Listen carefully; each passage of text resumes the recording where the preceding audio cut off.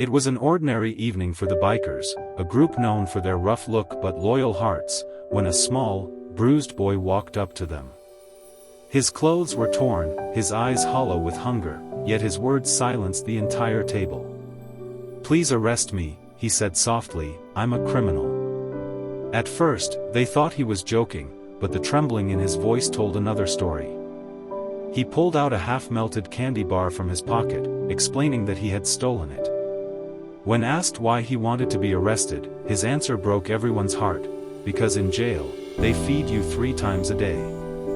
In that moment, these men who had faced danger without flinching found themselves speechless before a child's pain.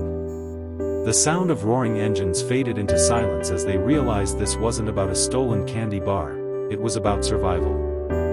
The bikers sat in stunned silence as the boy began to answer their gentle questions. He hadn't eaten in 4 days, he said, counting the days on his small fingers. When they asked why, his eyes dropped to the floor. "Because if I tell you, you'll feed me, and then I can't go to jail." That single sentence hit them harder than any punch could. Big Tom leaned forward, noticing the bruises on his arms and the black eye that no playground could explain. When asked who did this, the boy went quiet, and that silence told them everything. His stepfather, Derek, was the reason he had run away. And when Marcus mentioned that his real father had died serving in Afghanistan, the bikers exchanged heavy glances. This wasn't just a hungry child, this was the son of a fallen hero, abandoned and abused, crying out for someone to protect him. When they reached the small, worn-down house with an American flag still fluttering in the window, Big Tom knocked calmly, though every man behind him was ready for whatever came next. The door opened to reveal Derek, drunk, angry, and already sneering. The moment his eyes landed on Marcus, he reached out, but Big Tom caught his wrist midair, squeezing until the man winced in pain. Then Angela appeared, her face marked with bruises that told their own story. Marcus stepped back, whispering, "You chose him over Daddy," and his mother broke down. Derek tried to act tough, threatening to call the police, but Snake raised his phone, playing Marcus's recorded testimony. The color drained from Derek's face as his lies crumbled. When he swung at Big Tom, it ended with his arm twisted behind his back and his pride shattered. That night, the bikers didn't just confront an abuser, they ended his reign of fear. The bikers pulled up to the small house, their engines rumbling like a storm. Big Tom walked to the door, calm but unshakable. When Derek opened it, the smell of beer and bitterness filled the air. His glare turned to Marcus, and his hand twitched to grab him, but Big Tom caught his wrist with a grip that spoke louder than words.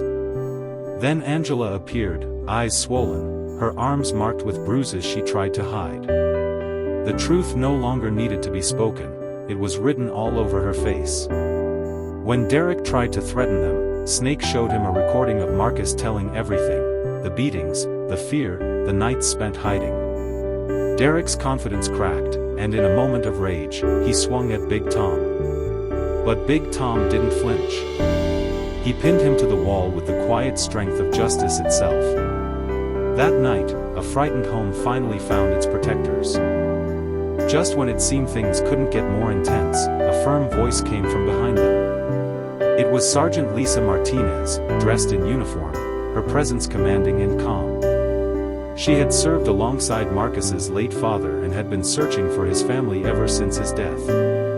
The moment she saw Angela and Marcus, her expression softened, then hardened again as she turned to Derek. "You're beating the family of a hero," she said sharply. Derek tried to flee, but the bikers stopped him cold.